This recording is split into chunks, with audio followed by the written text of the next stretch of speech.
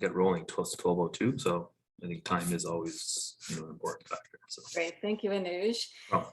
Hello, everyone, and welcome. I'm not Mark Edgar, who you're used to seeing open these sessions. I'm Sue-Ann Nielsen. I think you know I've been president of this fine association for the last 4 or 5 years and co-president the last year with Christine Greco. So I have the pleasure of opening up the session today, and I think you're going to find this was really going to be an inspiring and fascinating story, an inside look, so to speak, of GSK Canada's culture transformation. I actually feel like I own the story in a way because I came across it for the first time back in February. Edmund Molina, maybe if you're following him on LinkedIn, you know about Edmund's Agile Manifesto vlog series. And he profiled the story of GSK. And I thought it would be a fascinating story to bring to our members for 2 reasons. Number one, I mean, there's so many of us who have been going through culture transformation. Also, though, we've heard feedback from our members that you want to hear from not just consultants, you want to hear from HR leaders about what they're doing with the recommendations from consultants and how they're actually making an impact in change in their organizations. So I asked him to bring Nicole Stewart with him. Nicole is here, GSK Canada's country head, and she will tell her part of the story about the impact of culture transformation within GSK. Many things are fascinating about the story, but I think the thing that struck me most was that Nicole, you began this journey just about the same time the pandemic was beginning. So I know I will be wanting to hear about the impact of the pandemic on your journey, what the challenges you faced and how it helped you as an organization. So first of all, I'd just like to say, Edmund and Nicole, welcome to our session today. Thank you for presenting. Edmund, of course, has been a long time member of the association. He's also been a board member. He's been an active volunteer in so many different ways. He stepped off of our board last year. So this is his first opportunity to actually present to us. And so I'm thrilled to have him do that. So welcome to you both. And I'll pass it back to Anuj Singh, who's going to share a few brief announcements. Thank you, Sue-Ann. Thanks for opening. So hi, everyone. My name's Anuj Singh. I'm one of the producers today. As Sue-Ann mentioned, I know everyone probably panicked when they logged on, they didn't see Mark.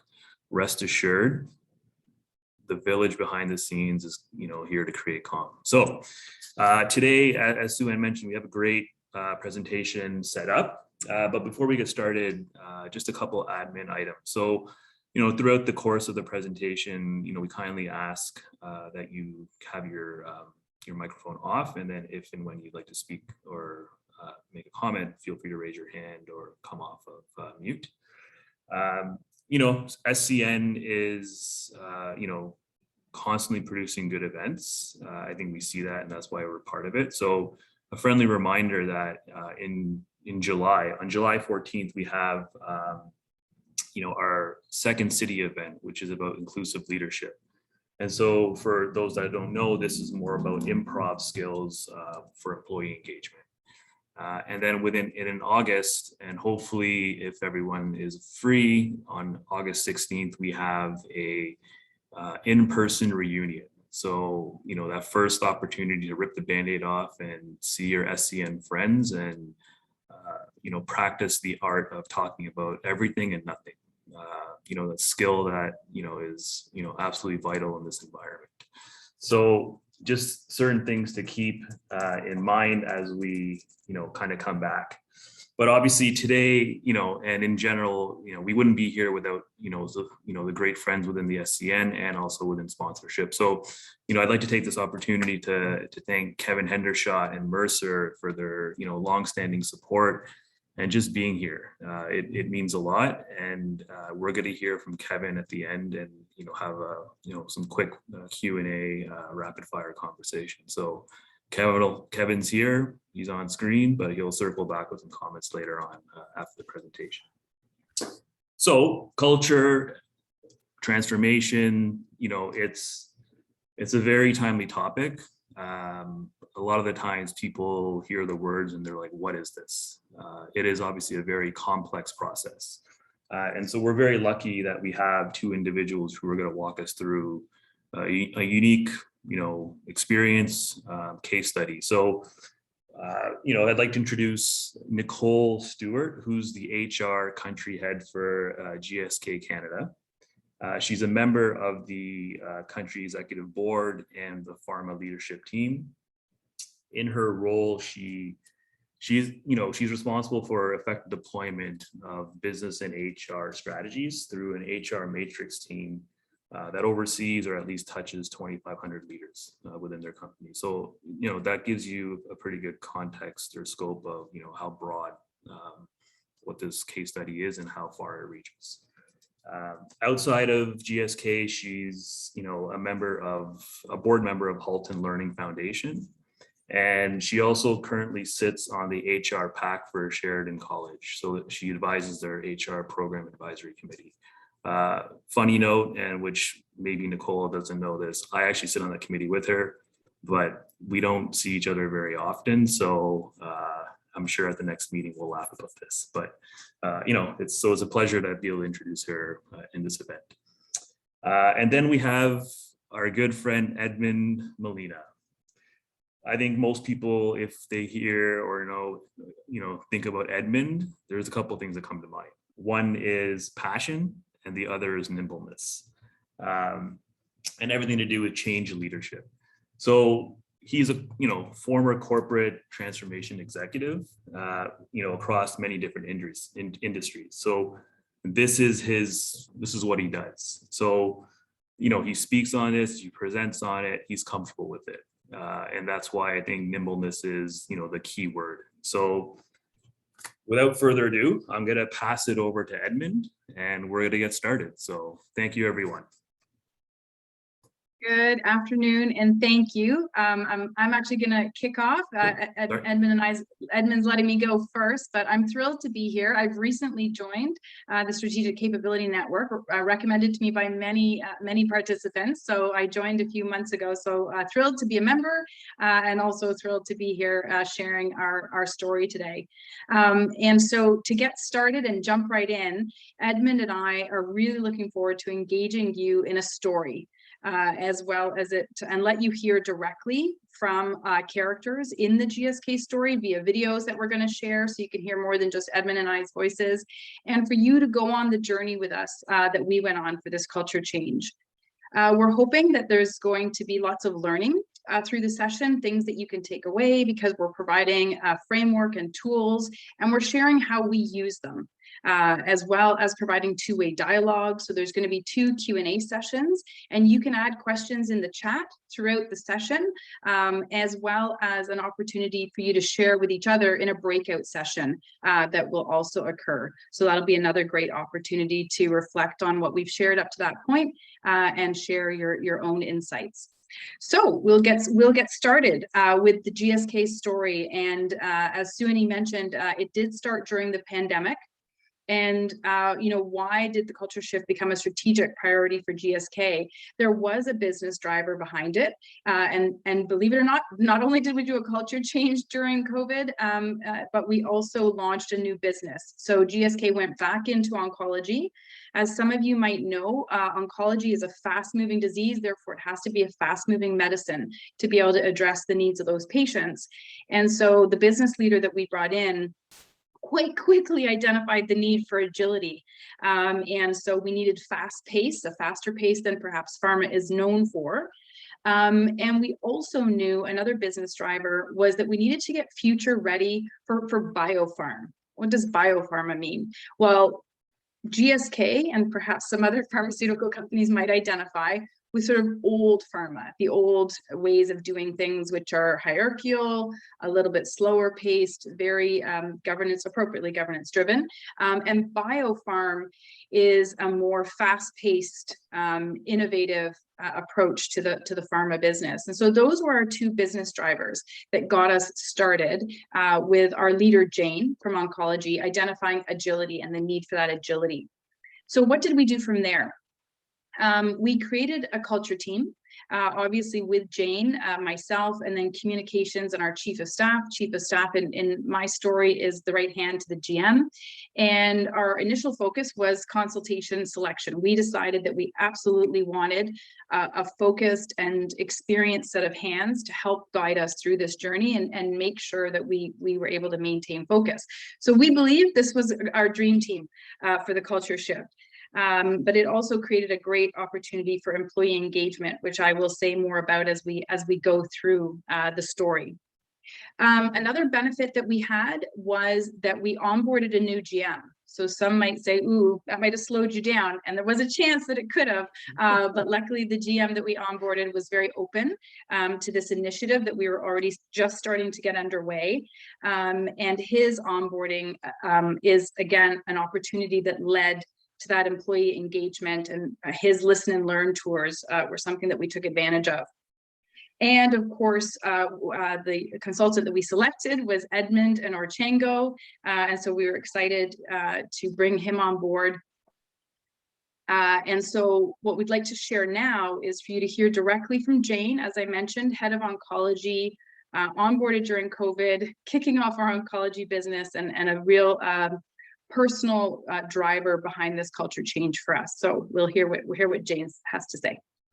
For me, culture is the key to building a high-performing team and ultimately a high-performing organization. Now, when I joined GSK, I had the mandate of building a new division, and what I saw were decisions being made at a pace that didn't match the needs of my business and taken at a level that didn't necessarily match the vision that I had for the division I was trying to build. So I started to push on the concept of agile ways of working. What I realized very quickly was that deeply ingrained cultures, they're really hard to change, and it's not for the faint of heart. Okay, so let me just share an analogy that is we're going to use throughout the story, actually. I find it very useful when we start to work with clients on a culture shift or any strategic transformation to go back to the metaphor of a passenger airplane taking off. And before I explain the analogy and the key points we make to the client, it was quite interesting, Nicole, that you embraced at GSK this metaphor. Oh, you're on mute. Yeah, sorry. Yes, absolutely.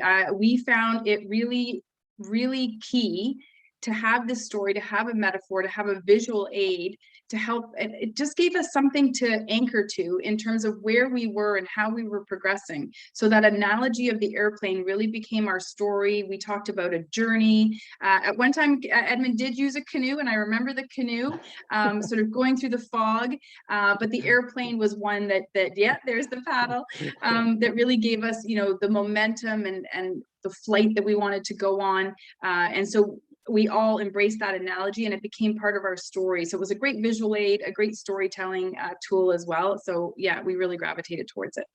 Yeah, and what it does, it helps us anticipate what is going to happen, and as a result, do the right thing as the things unfold. So let me share with you the actual slide that we share with clients, in that case, GSK.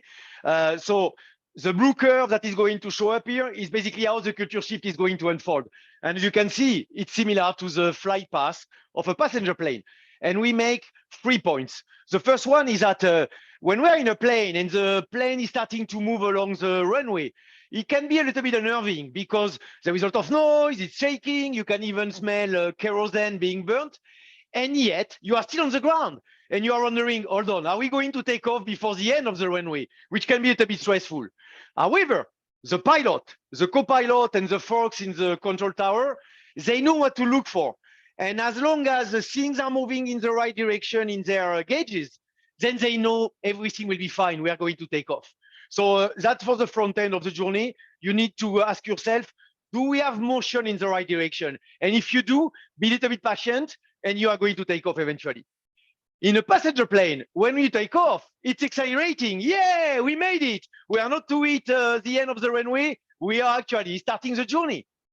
However, in aviation, this is where most of the accidents are happening. Just think about the Hudson River story a few years ago around Manhattan. So what you see similarly in a culture shift is that when you start to take off, this is where you really need to pay attention because you are getting into the danger zone. And listed here in the gray box are the typical things that can bring the journey back to the ground. And the third point that we make is about our involvement at Orchango. It's going to be a reverse curve to the blue curve. Initially very involved, which is why you are going to see me talk more in the front end of the story today. But then we start to disappear as the company GSK started to get out of the danger zone and keeps gaining altitude towards cruising altitude.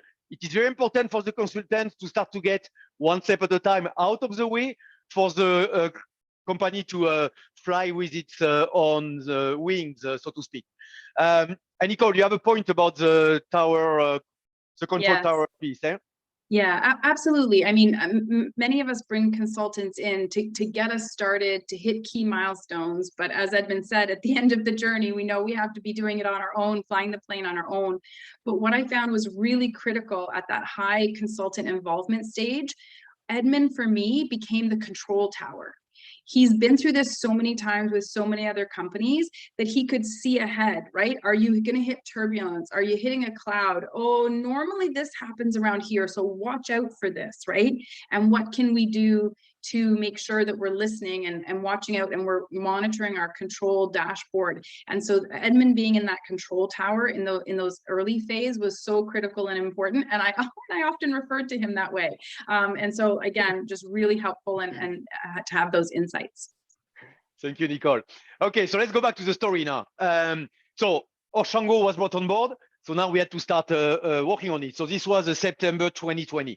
So the first thing we did, which we always do, is we need to gain a vivid picture of the true reality.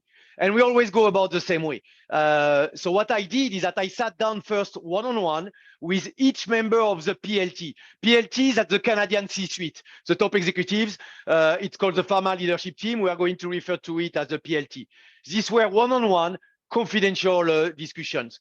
But I also interviewed for broader insights, a bunch of folks from one level below, so directors basically under the VPs. So that was the first thing that I did. And the second thing was to run a bunch of focus groups with representative folks throughout the company, leaders and associates. And this was at the time that Faris, the new GM, was joining, and he asked, can I join? And I made an exception. I say, okay, fine. You'll join, but you will step out, and you'll see in the next set of bullet points when Faris was stepping out in the discussion. In terms of the discussion we were having both with the interviews and the focus groups, it was around the three topics. First, I needed to understand the culture, broader culture. Help me understand what is the culture of GSK, how do you feel about it, etc. And then, of course, we were starting to get a deeper discussion on the agility piece of it and the need for it. Then the second part was, okay, how are we going to bring agility to life? How do you feel about it? What do you think is going to be headwinds and tailwinds? Again, going back to the plane analogy. And then the third discussion was very important. We'll go back to that later on in the story, but the leadership is really the most critical lever for culture shift. So I needed the folks to be completely open and transparent about how do you look at the leadership today? What is your confidence level in them guiding and leading through the change?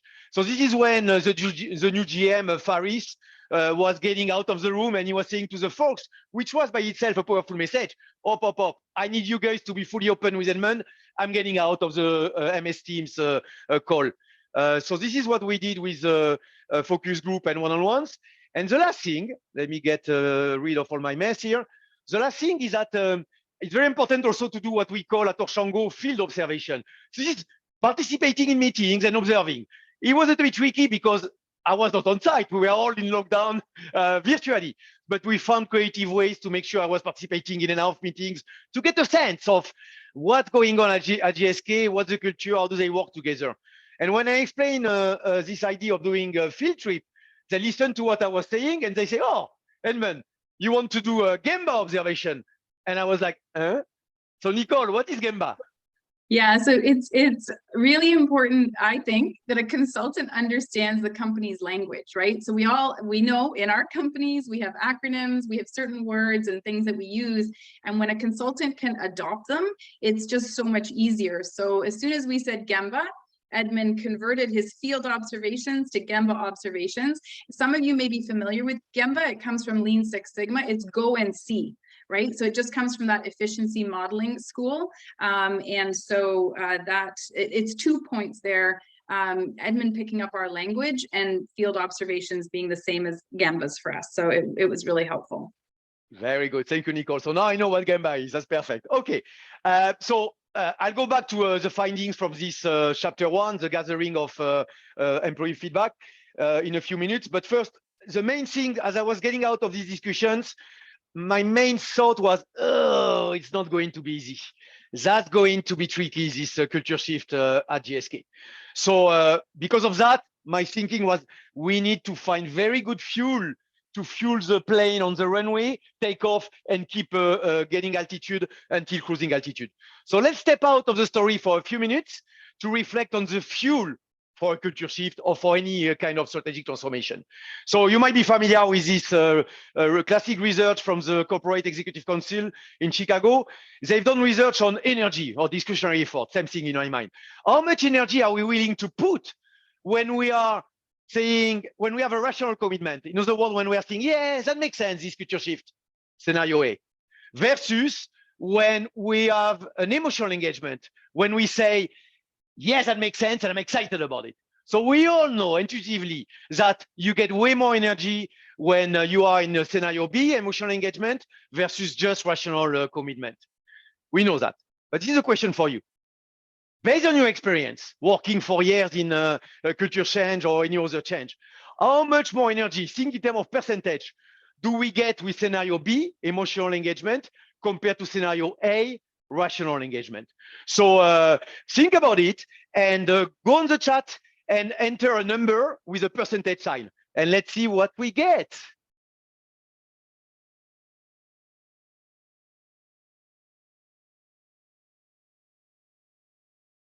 %, 75%, 40, 200, whoa, 100, 78.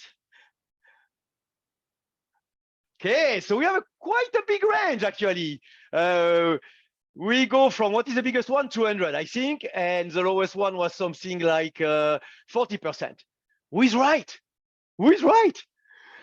Well, I'm sorry to tell you, but it's all off. Let's look at the screen here. I need to go back to my screen. Let's look at the animation.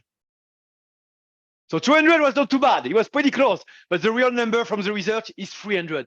4 times more energy when you get an emotional engagement compared to a rational engagement. That is huge. So GSK culture shift was going to be difficult. We needed to tap into this type of energy in order to fuel the flight for the plane. So there is another way to look at this power of emotions. And the best quote for me is a quote from Dr. Donald Kahn, British Canadian neurologist. And this is what he said. The essential difference between emotion and logic. In other words, the essential difference between the brain and the heart is that logic leads to conclusion. Yes, that makes sense to do this culture shift at GSK. Versus emotions leads to action. Yes, it makes sense. Let's get going. How can I help? That's the kind of difference between emotions and logic. So what does that mean for us leaders and in HR? The way I look at it, and that's what I always say to clients, is that yes, it's important to do the business case. It's important to explain why, from a business standpoint, it is critical to shift the business based on the needs of oncology and the new GSK new Biopharma vision. But this is not enough. To tap into the 300 extra % of energy, we need to build what I call the emotional case. We need to find ways to connect the change and the need for the change with what people care about in their heart, because this is how you tap into the huge power of emotions. So that is why during the focus groups, during the interviews, I ask a lot of questions, open questions, of course, about feelings. How do you feel about the culture?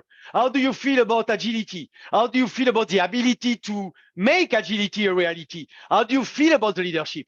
By asking all these questions about feelings, it's like when you go fishing, you try to get stuff out. And this is ingredients that you can then use to build the emotional case.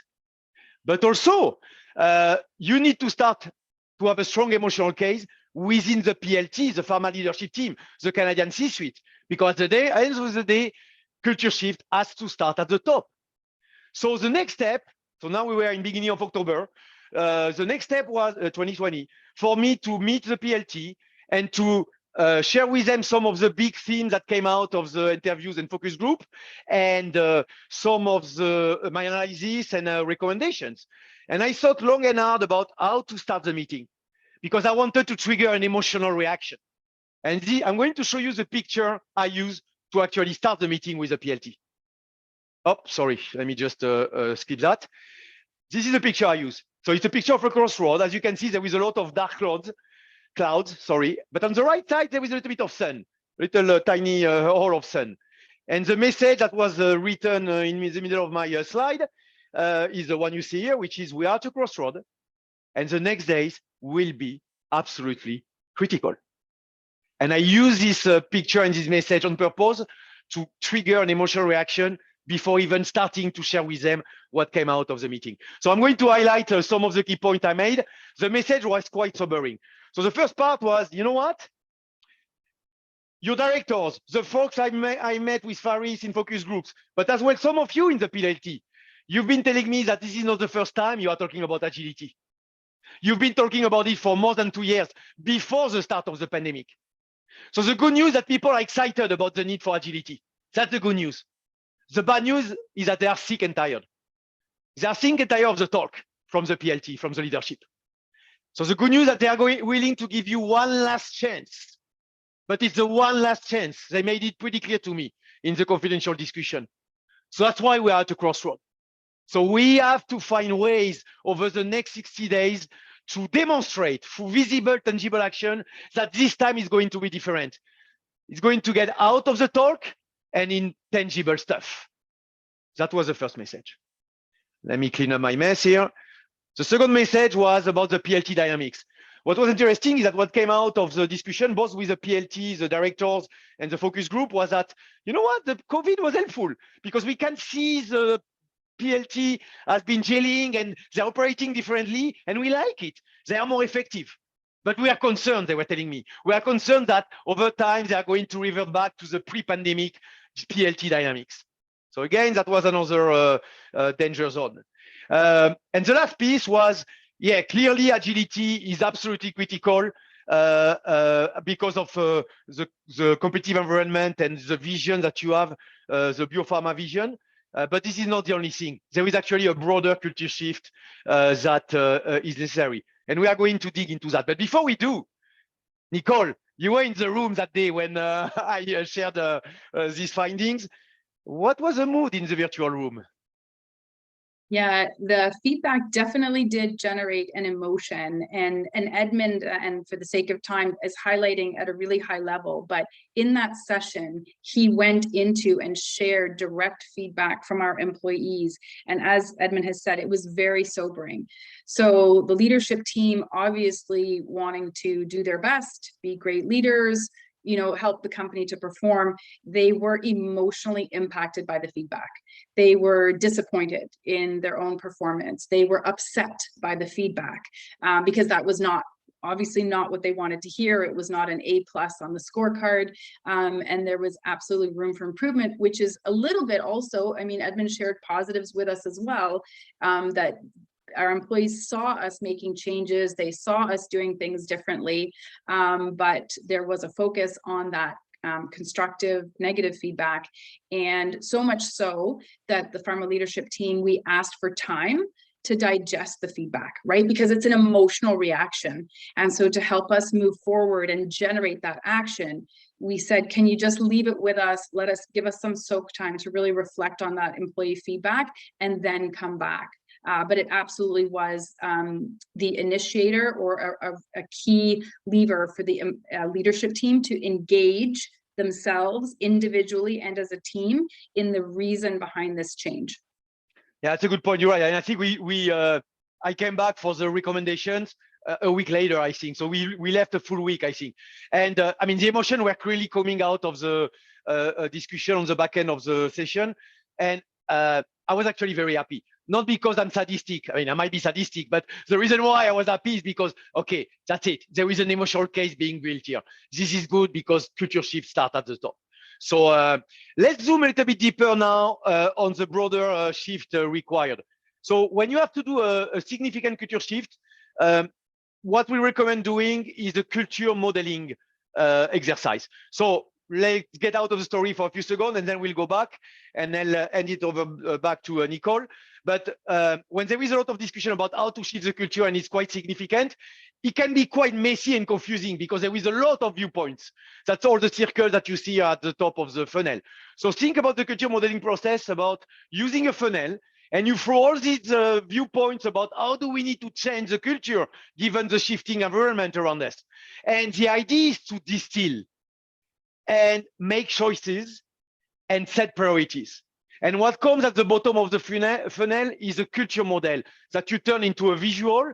And ideally, you will focus on 3-4 culture traits that are going to be the focus of the shift. In the case of GSK, you'll see it in a few minutes. It was 3 culture traits that GSK focused on. And if it's more, you typically have to do a phased approach. Otherwise, it's impossible to do. But the idea is it's very important to go through this exercise because otherwise, there is no sense of focus, priorities, and clarity regarding what is it we're trying to do. It's hard to change the culture. So you need to really zoom in and focus on where you are going to really put your effort on. Once you have a culture model, the second thing to do is to think about all the levers about culture change and how to activate them. So the second slide that we use with clients is, and you've probably seen similar, it's going to be an animation. You've probably seen similar pictures, but think about it as a checklist of all the levers available for culture change. So first, the culture model itself, the fact you have a culture model, it's actually a lever because you go from all this discussion that goes all over the place to now a focused discussion on 3 or 4 culture traits. So it's already a lever.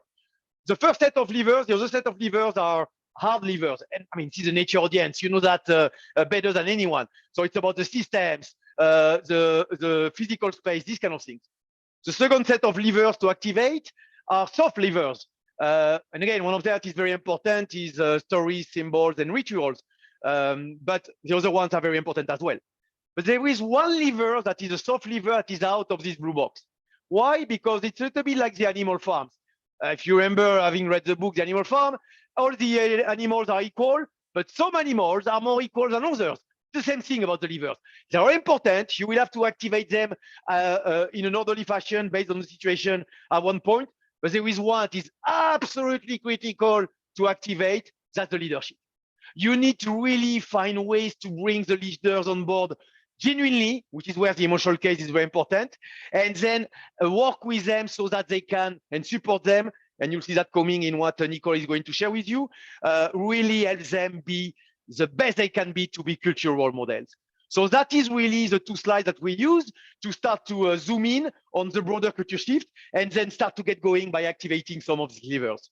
So Nicole, over to you to share with us what came out of the culture modeling process. Absolutely, absolutely. And we're getting close to our first Q&A, so please do put your questions in the chat, as well as we'll provide folks opportunity to come off mute. But as we go through this first few chapters, if there's any questions, please do share. So this is how we at GSK applied those tools in that framework that Edmund just spoke about. You remember he mentioned a visual. And again, what resonates for our company is on our upper right-hand side, you can see the GSK logo. It's the shape of a heart, we refer to it as.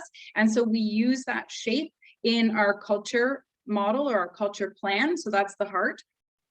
We also knew there was a long-term activity happening, which was new GSK. So around the outside, that's our long-term goal.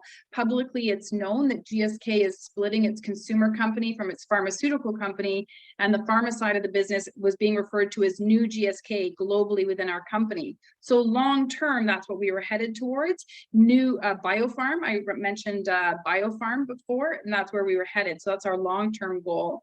And on the inside of the heart, the orange center is our values and our expectations and what we refer to as IPTC. That's our performance management framework, innovation, performance, and to the power of C, to the power of culture. And so those were maintained as part of our model. Basically, we're letting employees know we're not changing those things that are core to us, to our culture, and we're still aligned with where we're headed globally.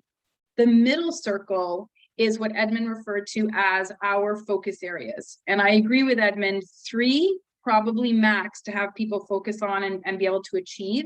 So agility, we've been mentioning from the beginning, nimbleness was absolutely key. Employee feedback and business drivers highlighted that we needed to be more competitive and more innovative. So again, moving from big pharma to more innovative biopharm. More startup mentality. And so those were the 3 that we identified from all of that feedback. Words, as we all know, can have 10 to 100 different definitions. And so it was really key that we provided based on the employee feedback. That was really key. Based on the employee feedback, what did we mean by agility? What behavior and mindset were we asking our employees to demonstrate when we were asking them to be more agile or be more innovative or be more competitive? So the subtext there was explaining what we were asking our employees and our leaders to do as part of our culture shift. One thing, so the leadership piece, Edmund mentioned on that last slide, one of the model elements is that leaders are key levers for a culture change. And that is really key in our whole story here in terms of how we brought leaders to the front and we had leaders lead on this culture change. And one of the ways in which we did that is we had a pharma leadership team member be the for each pillar. So agility had Jane, competitiveness had Green, and innovation had Perry. Those are names of my partners that I remember. But what happened is employees started to identify with them. And they brought these pillars to life, and they were the lead on that pillar, and employees knew they could go talk to them. And of course, most companies love acronyms. GSK is a big acronym company, and so our agility, competitiveness, and innovation started to be referred to as ACI. So that's being referenced there as well. And we're going to let you hear next from one of our employees who participated, because these 3 pillars, the leads, created teams, sub-teams. So it wasn't just the pharma leadership team member. It wasn't just a director. It was employees participating so that we could keep that employee voice involved. And so our competitiveness pillar lead, Green, ran a competition for people to join the competitiveness pillar team, which was her idea, phenomenal idea.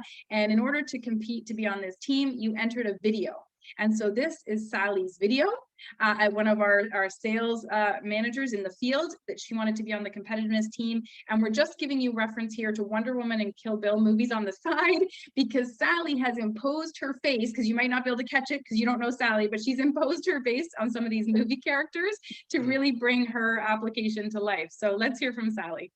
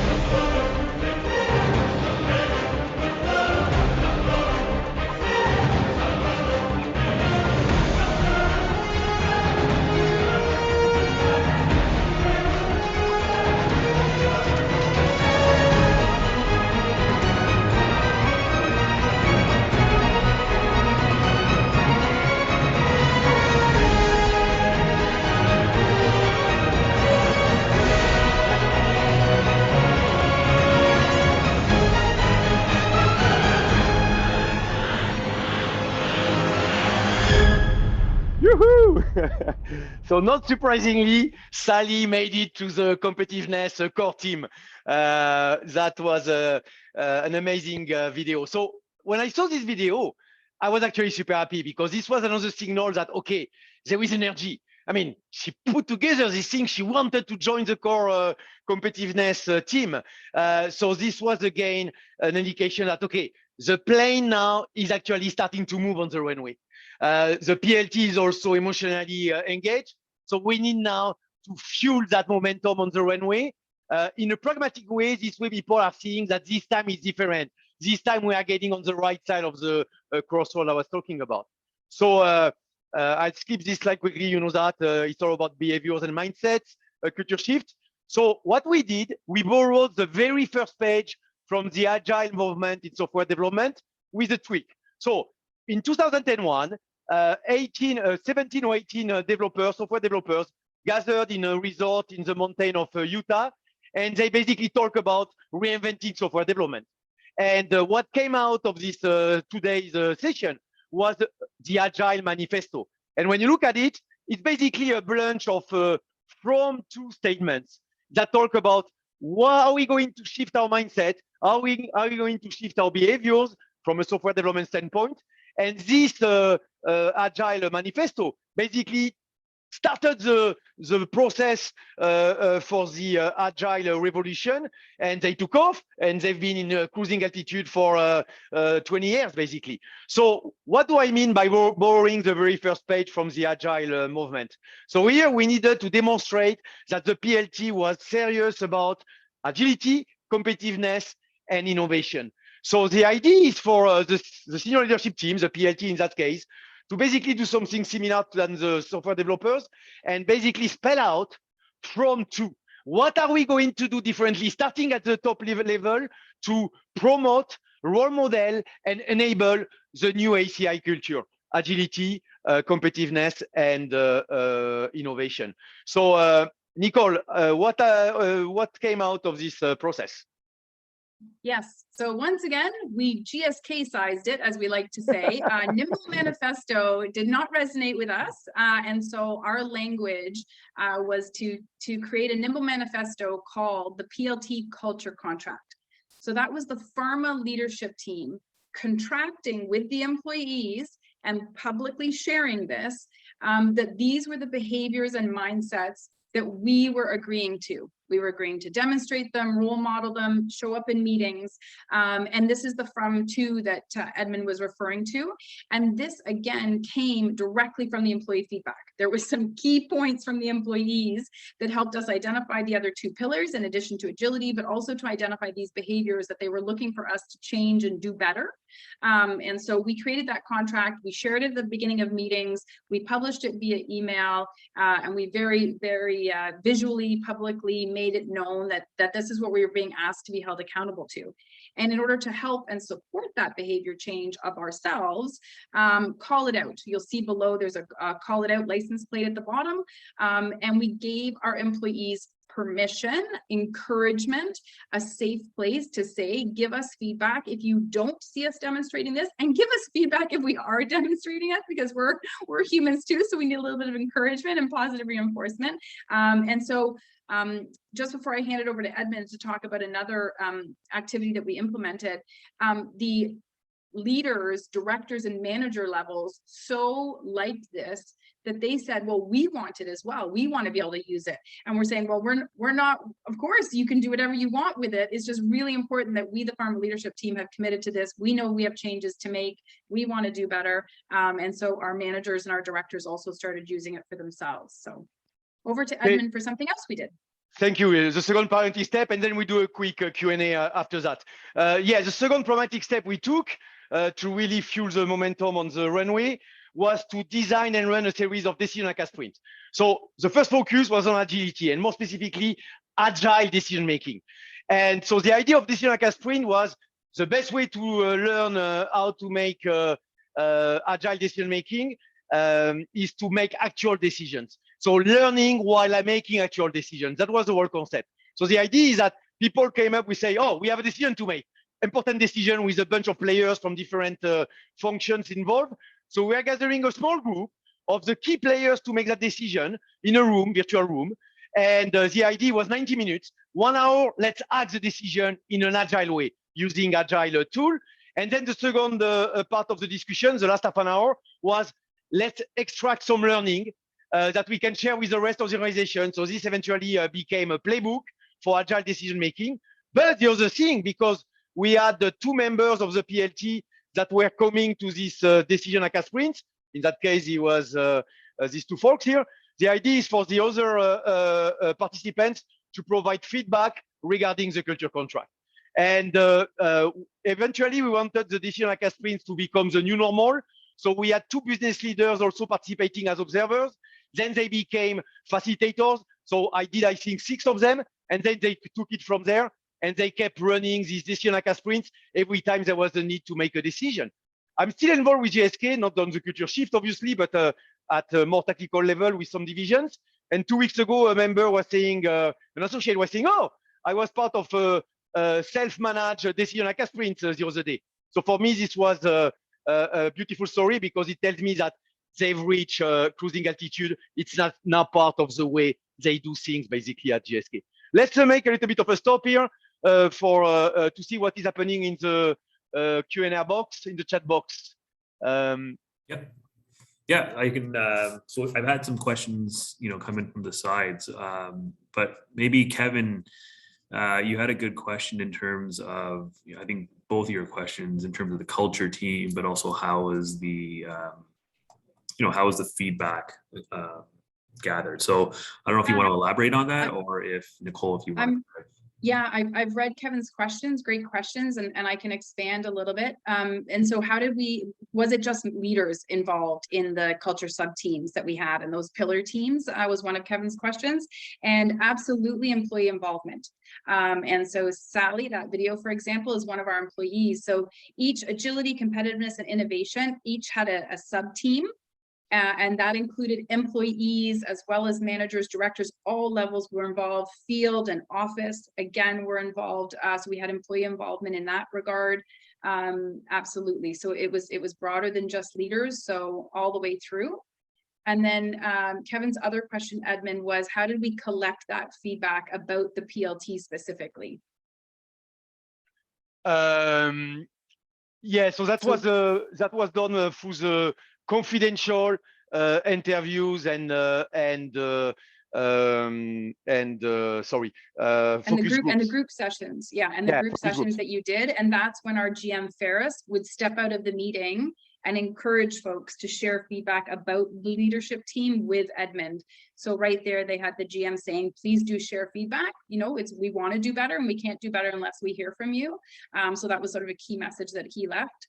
And so that was how we collected the feedback. Yeah. Awesome. Thank you. I suggest we keep going. There will be another Q&A at the end.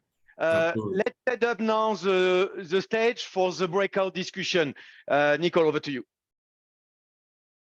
Yes, so really key in this whole journey, and for the HR professionals on the call, we've talked about the role of leaders and how important it was on our journey and for culture change. But also, what about HR? HR plays a really key role as well. It's really important, and HR is often asked to lead culture change or transformations. And we as HR, we know that leaders are key to making the change happen, not HR, right? People are not following the HR director or the VP of HR, they're following their leader. What did their leader say and do? What behavior did they see their leader do? And so the shift in my role, I'll speak specifically, the shift in my role was not to lead, but to steward. And so that was a real shift for me and a key learning and takeaway. And so, of course, we have the steward here on the airplane. Again, the airplane analogy is coming back. And you referred actually in Pharma leadership team meetings when we were having culture conversations that our GM Ferris was the pilot. The leadership team, right, were co-captains, and I was stewarding. I was supporting and helping. There is a lot still of heavy work on HR in terms of culture planning, culture strategy, and keeping that plane moving forward, right? So there were meetings and activities that I was running and organizing, but the front face of the culture change was always the leader. Whichever leader that was, the leader of agility, Jane, or Ferris kicking off, even in the Pharma leadership team meetings, I would be really key and critical that Ferris would kick off the conversation, not myself. So he could turn it over to me and we could talk about, you know, the progress or the activities that we needed to talk about. But that was really key, and sets us up for the breakout session. And so we're really interested in hearing from you, whether you've been on a major culture shift or a transformation in any way, and what have you seen, or in your thoughts, what is the best way for HR to be the steward, to play the steward role, versus the leadership role that sometimes we're pulled into. And so what are the do's or don'ts that come to mind? And to help you with this, there is going to be breakout rooms, about 5 people per breakout room. Some rooms will have facilitators to help, and then we're going to come back into the main room and share one do, one don't. The facilitators will share that on your behalf. And Edmund's just going to now share some information about the mural board to enable you to use that great tool. Good, thank you, Nicole. So there will be 2 steps when you are in the breakout room. First, it's individually. Take a couple of minutes to think about at least one do and one don't, and you will capture it in mural, and then you'll compare notes with your the 4 colleagues in your breakout room. So what I'm going to do now is that I'm going to do a demo of mural first. Then Soini is going to share with you the link to join the mural board, and then she's going to send everybody to the breakout room. So let me do a little bit of a technical move here. Let's see how it works. I need to switch screen. Nicole, can you? Okay, thank you. So this is what is going to happen when you click. When we are going to share the link in the chat box, you are going to click on it. A new browser tab is going to open up on your computer, and you have a login screen. Don't bother entering the email. Just enter your first name, so Edmund in my case, and just click enter as visitor. And here you have a mural board. So before I forget, it's possible that you have a whitish screen superimposed to that with some instructions. You need to get rid of it. Check on the right top right corner, you should have an X. Click on the X and the whitish screen is going to disappear and you're just going to have the mural board. So the mural board is the equivalent of a big wall in a big conference room in an hotel with a bunch of stations and a bunch of post-it. So the first thing you need to know is how to navigate. So the best way to navigate is to use your mouse if you have a scrolling wheel. So to zoom in, I turn my wheel forward. To zoom out, I turn my wheel backward. And to move left or right, I click somewhere, I stay clicked, and I go left or right. That's one way to navigate. If you don't have a scrolling wheel, you can use the mini map here. So you can see there is a plus here or a minus, zoom in and out, and you can jump right to a specific spot on the mural board by clicking on the mini map. So that is the basic move to navigate. So let's zoom out again. So you're all going to be sent to a breakout room, and there will be a breakout room number. So let's say that I'm in room number 7. So then I need to go to station 7. So what I do is that I zoom in, I go to station 7, which is here. That is the station we are going to use with my colleagues in room 7. And you can see there is a bunch of green post-its, that's the do's, and a pink post-its, that's the don'ts.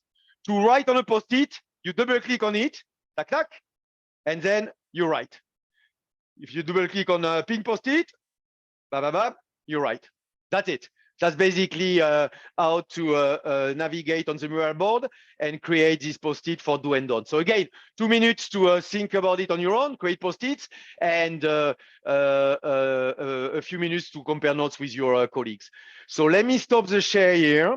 And Soini, if you could first share the link to the mural board for everybody. Yeah, it's there. Click on it, log in, just enter your name. And once you are in, just do a thumb up on the camera or a thumb up with a reaction button at the bottom of your Zoom screen to tell us that everything was fine, you were able to get in, and then we'll send you to the breakout rooms. Okay, I can see Michael is in. I can see Priscilla in, that's good. We're really looking forward to hearing your ideas. Yes. And by the way, we'll share the mural board with everybody through SCNetwork. This way you can tap into the collective wisdom here in the virtual room. If you're having difficulties entering mural, forget about the technology. Let's use the chat box, and your facilitator is going to capture your thing in the post-it. But if you're able to get in, just use mural, otherwise the chat box. Okay. Okay, thanks, Edmund. Okay, so yeah, if everyone can, click on the link and, if they can give a thumbs up, well, I guess in this case, a lot of people are off camera, but if you can. You can use the reaction button as well. Yeah, we're getting some feedback that Mural, the link is taking us to OneDrive. So we need, is there a. Oh, that's not the right link. Sorry, that's not the right link. Let me share the right link. That's another link, sorry. Okay, no problem. We'll get that link into the chat. Yeah. Okay, sorry for that. That's a real mural link here. Okay, yeah. So Edmund's just put the new link in there. If everyone can click on that. Sorry for that. We've got some thumbs up, so this is good. And yeah, so we will now, Suhini will send us out into our breakout rooms. And when you're in there, the facilitators know who they are. And if you happen to be in a room that doesn't have a lead facilitator, we kindly ask that you voluntold someone, and we'll circle back. So Suhini, feel free to break out into the rooms. Of course. So everyone, we have 3 to 4 people per breakout room. So you should be able to join as soon as I open it. The breakout session is for 7 minutes. And with that, here we go. Back, everybody. I saw a lot of post-it, which is good. So we don't have time for a full debrief here. We are going to share again a copy of the mural board via SCNetwork website. But in terms of debrief, I'm just going to ask the 4 facilitators to share with us one do and one don't that piques their interest when they were listening into the breakout room. So keep it tight, please, the facilitators. Let's start with Priscilla. One do, one don't. Hey, sorry. So a do would be do invite everyone or at least a sample of the employees to participate in the process. And a don't discourage others when you don't agree with what they're saying. Aha, good point. Very good. Thank you, Priscilla. Next, Anuj, one do, one don't. Hey, one of our do's was to be, providing the right support behind the scenes. You don't have to always be visible, but, being there to support them. I love it. And then a don't is, help steer, don't drive, and have some patience. Very good. Very good. So, Suzanne, one do, one don't. Yeah, I was in the same room as Anuj. So that's over the next one. Good. So, Michael. Mute. Oh, Michael, you're on mute. I'm glad I'm not the only one. I think by this point anyway. Okay, so 2 really great points here that stuck out to me. One, within the context of stewardship, enabling potential on HR's role for looking for those enablers in the people that are involved in the process, which I thought was really interesting. And the don't that I thought that really got my eye was don't assume. In this entire process, dig deep to be sure. So keep that, communicate, but then listen. Very good. I cannot wait to spend more time on the mural board to see all the do and don'ts, and you'll be able to do the same here.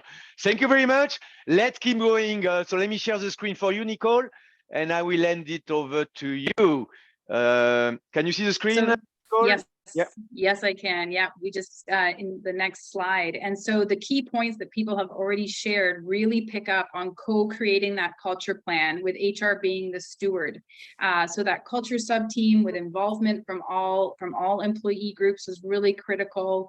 the pillar leads that I've mentioned, and those pillar leads would have meetings with their sub teams that I didn't even attend. They didn't need me there. And so agility, competitiveness, innovation had their own teams. And what I did behind the scenes, picking up on one of your points, behind the scenes, I would have a meeting with the pillar leads to talk about the progress, where were they moving their pillar along in the plan, because I was stewarding the overall plan, again, behind the scenes. I had another leader step forward actually and say, I'm not a pillar lead, but I would really like to play a leadership role. So Rania took lead on the PLT culture contract. And so she really championed that, brought it to life even more, and really held us all accountable on that one. And so that really helped, was the co-creating the plan. The other element was I did with Edmund and a couple of other people help the co-creation of that plan. It was a 12-month plan.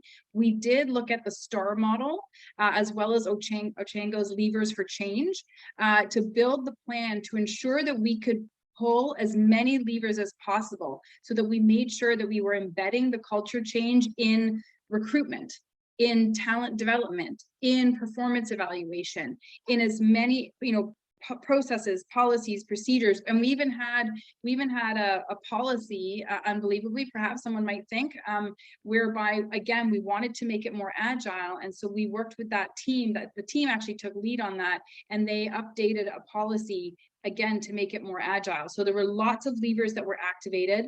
And then again, another that you've already mentioned from your breakout room was check in, make sure you're always listening. So in the GSK world, we call it check and adjust. But really the check-in is listening. We did informal surveys, we did poll surveys where we actually collected the feedback, so a lot of different mechanisms. And remember, those three culture pillar teams were also a source of feedback in terms of how we were doing. And then we would figure out where we needed to adjust the plan, because the plane is going to hit turbulence. It is going to have clouds that it needs to fly around or fly through, absolutely. And so by having that check and adjust process in there, it really allowed us to do that. And one key for me, well, it's going to come up actually on the next slide, Edmund. I'll hold that part of the story. So staying with our analogy here, we were taking off and gaining altitude here in chapter 6 of our story, in the plane, in the air. We all love to watch the movies on the plane, right? So we had movie stars, agility, innovation, competitiveness. We actually, on our plan, people can't take in too many changes all at once. So we actually paced the changes, right? We moved through these movies during the flight to make sure that they had learned, that they had applied, that they were starting to make the changes before introducing the next one and the next one. Some of you have said you're really interested in, during COVID and all of us being virtual, how can you make a culture change happen? How can you have that employee engagement? So I'm thrilled to share one event that we did, which was an Olympic themed event. We found a great virtual vendor, gamification. So Eventology, happy to share their name. They don't even know they're getting a plug, but Eventology is a gamification company, and working with them, they really, again, another consultant, another vendor that helped us. And we ran weekly events on those themes. They were our Olympic themes, right? One of 3 of the Olympic rings were agility, innovation, and competitiveness. And we did it through games. And it was just really key to me that it's not going to be a meeting. We're not asking people to attend another meeting to be talked at, versus participation and engagement. And they went into these fun, really high energy breakout rooms, but they were led by these amazing virtual facilitators that were they were like game show hosts. You couldn't believe the energy level of these folks, and we had tremendous employee feedback from that. So that's one of the things we did.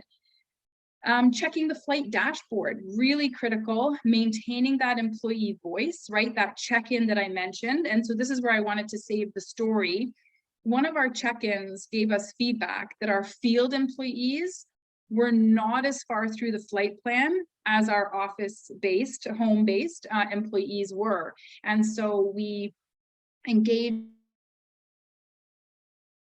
another two employee visits, which we called our field culture accelerators, one for our medical team and one for our sales team. And they, again, met with me on a bi-weekly basis. We talked about where there was progress or issues, and they were the leads in their fields, be that medical or sales, in order to address the folks who were saying, wait for me, I still not getting this agility thing. I still don't get some, fast informed decision making. I don't know when I'm allowed to make a decision, as one example. And so those culture field accelerators really helped us in that capacity. And then really key, again, is leadership. And again, that emphasis of leadership being really key to this change and a change in role for HR. The next thing that we wanted to share with you is the leadership capability build. I mean, not all leaders go into their roles either having people management skills and or knowing how to lead culture change or any type of transformation. And so we wanted to make sure that we were supporting our leaders to actively play this role and making sure that we were doing what we could to support them. So the culture sub team, again, another Pharma leadership team member stepped up here, Gilda, and she came on board to lead the leadership capability plan. And with her, we identified three key capabilities. Change leadership might be a given. So change leadership, storytelling. And so again, Edmund and I have tried to do this as a story, take you on the journey. We find it's more engaging and a little bit more emotive, right, to gather that emotion. So how do we help our leaders with storytelling skills? And then of course, coaching. Right? How do you, and some of your do's and don'ts you highlighted as well, how do you encourage people, right? Not say, oh, no, you didn't do that right? Versus coaching them and encouraging them on this change. When you're trying something new, you're not going to get it right every single time. And then of course, we left a fourth category, which was self-assessment, pick your own development area related to this. But for the three that we did do, we used Orchengo's learn and execute model. And so that was give them a learning opportunity, let them learn about this skill. Obviously, the execution or doing it on the job is absolutely key. If you don't provide an opportunity or ask people to do that, I personally think the learning is gone within about a week. It's just my personal on that one. And execute. But a really key one, and one which was an ongoing challenge for us, was the reflection. To get people to try it and then talk about it with each other. So we actually created an online, again, this is another virtual thing that we did. We created an online leaders lounge. So we set up a Teams site just for leaders. No Pharma leadership team participation or view of that. So they could virtually chat to each other. They could set up meetings. They could share stories around when something worked and when something was hard and didn't work. They could also share questions with each other. Little bit more of a struggle, but absolutely helpful, and it was used a few times, not as embedded, but so we're almost coming up to our last Q&A, which means we're almost rounding out our story here, and you can see our plane high up in the air. But you'll remember at the beginning that I mentioned the outside of the heart was new GSK and a global change that was coming.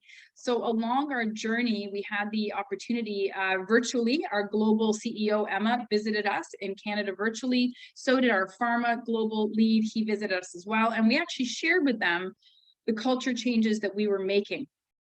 And they gave us feedback along our journey. You know what?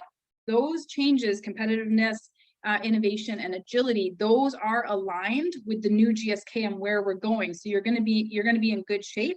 And so we're thrilled that our changes and the culture that we were doing, what we were able to say to our employees as they started getting global messages about the culture change for new GSK, that the changes that we were doing were already aligned. We were already ahead. So that was amazing for Canada to hear. Again, yeah, just a real source of pride. Yay, Canada! It's a Canuck moment. Yeah, absolutely. Because again, changing it or having to reshift something is not really what we wanted to head into. And so we were thrilled that we were aligned. And again, we were already in flight. as the other countries across GSK were having to start getting ready for these changes. The additional positive feedback before I hand it over to Jane is we had a global culture survey that ran. And coming out of, or if we can say, coming out of the pandemic or whatever stage we were at, and having gone through this culture change, 85% employee engagement score, which is phenomenal and really best in class. So we were thrilled with that outcome. And again, that's not a perfect score. I don't think it's ever going to be, and culture change is ongoing. It's an ongoing journey. But let's hear from Jane, the one who kicked us off, in terms of her reflections on this journey. What I realized very quickly was that deeply ingrained cultures, they're really hard to change, and it's not for the faint of heart. So if I had to give advice to you as you embark on your own culture journeys, I have about 4 key points I would share. 1, make sure you've got the right leadership team around the table that are all in agreement that you want to move forward with this initiative. 2, clearly identify and communicate broadly what your North Star is. What are you trying to do? What are you going for, and why? 3, you need to hold each other accountable to lead through this change, even when it gets tough. And 4, this is one that I'm adding in there for myself, but you got to find your patience. I have 0, and I needed my colleagues to repeatedly remind me that Rome wasn't built in a day and that you needed to look for small wins. So what happened? When I started to look for those small wins, I found them. I saw people making decisions that they wouldn't have previously made. I saw people taking some risk, and I saw people both succeeding and failing. If we as a leadership team saw the right behaviors, however, we were quick to recognize and reward regardless of the outcome. And that piece is critical as well. So I guess that's 5 things I'd say as advice. Anyway, I wish you well. I'm excited to see where we go next. I think that culture should ever be evolving, just like our environment is evolving. We too need to keep up with that. And I wish you very well on your journey. Thanks so much. Yeah, so just to close out, Anuj, as we head to our final Q&A, and Jane said it really well, the culture flight is not one, I don't think, where you ever land and hit the tarmac, because you want to keep that plane and that momentum moving forward, focusing on behaviors and mindset, and just really making sure that you maintain that added altitude. So we're always happy to fly to a sunny destination. I think for culture, just keep the sun in the front of the window and start flying towards that. And again, employee engagement and really positive culture is what I hope for everybody. And I hope you've enjoyed this journey with us. Over to you, Anuj. Oh, thank you. That was fantastic. One of the questions in the chat is, can you kind of walk us through the timeline? Like how long, Yeah, so I can take it first. Yeah, if I can just add one thing to that is, when you went into it, what were you thinking was the timeline? And then when you got into it and realized, that whole patience factor, what did it kind of turn out to be? Or was it, on course or on par? We developed a 12-month plan. And in my final reflections there, I would say it's a never-ending plan. You have to keep revisiting it and find a way to keep culture alive and moving forward. It might not need that concentrated change plan for culture, which was the 12 months. So that's one lesson ongoing. The second part is absolutely the whole plan got stretched out. So the co-created plan that we had gave each pillar, agility, innovation, and competitiveness, about 3 months each. And each one got stretched out and maybe overlapped a little bit more than we planned to. But again, that was part of our check and adjust. It took longer as we moved along. And so our stage gates had to shift a little bit. And actually one might have started sooner than we thought it was going to. And we wanted to keep that momentum going. So we just let it keep going. And I think the other question you had, Anuj, was how long might I have thought it was going to take at the beginning? I developed a 12-month plan. I think I thought it was going to take 12 months. And maybe I thought it was going to go as pretty as my plan looked on the document. And that's not what happened. It's all good. So I'm going to, I'm going to invite anyone on the call if they'd like to either throw a question into the chat. Feel free to come off mute, raise a hand. We welcome questions. So, Kevin.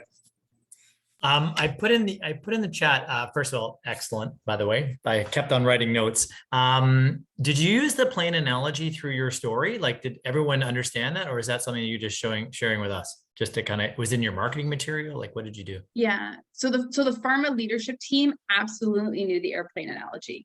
So it was an analogy for the leadership team, absolutely. And we were measuring ourselves kind of against where we were on the flight. Edmund, anything you want to add on that one? Yeah, I spent a fair amount of time then working with each of the pillars, subgroups, so agility, the other one was competitiveness, innovation, and we kept using the analogy as well. So this was, you had a PLT member, other leaders, and then associates, employees in this core group. And we kept using the analogy all along. And I would say, Kevin, it was more conversational than part of our written communication to people. Yeah.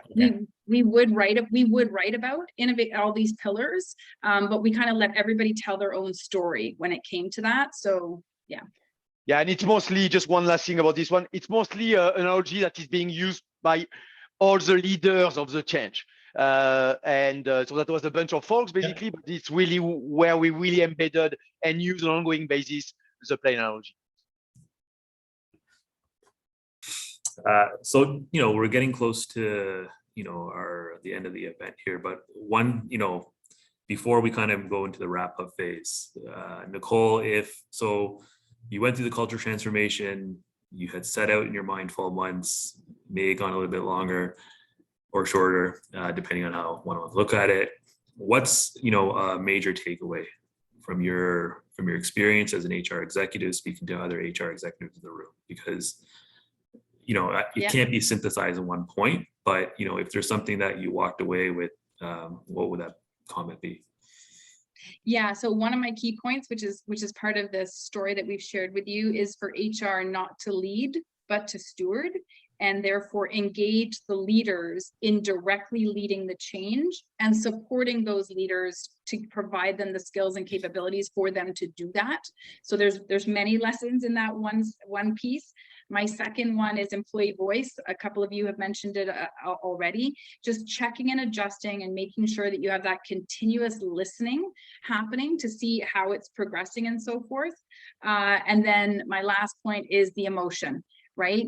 Just authentic leadership has been talked about a lot through COVID. And I think the authenticity comes through when we are human and we share our emotions. And that means the good and the bad. When it's not working, being disappointed, being upset, being frustrated, whatever that might be, just letting it have an emotional component to it. Yeah. Amazing. All right, a few more minutes left, and a good opportunity for Kevin to come in at the end and share his thoughts. I know you were very active in the chat there, but yeah, I hope that was okay. I was of course. We welcome. But what are your, what's your viewpoint? What's your lens? What are your thoughts? So I think people can put in their comments in the chats as well as you go. I mean, first of all, just on behalf of Mercer, thank you for the opportunity to sponsor. On behalf of the SC community, Nicole, Edmund, it's evident that your passion is real. And if there's still seats on the plane, we like to buy some. I think that's there. But I think theory is great, but stories are the number one thing. So coming to these things, it made it really real, and hope the result of it for GSK is there. I had a couple things just around kind of some points. Transformation is real. Our global talent trends we just came out with, 96% of organizations are going to change and have to, pandemic or not. 97% of employees don't believe it can happen. That's the change that I found in your story, that we call it the rise of the relatable organization, where people have to trust that the organization is going to listen to them. And it's not just about business, it's about purpose. And I think you did an amazing job. Your comment around HR as a steward, not a leader.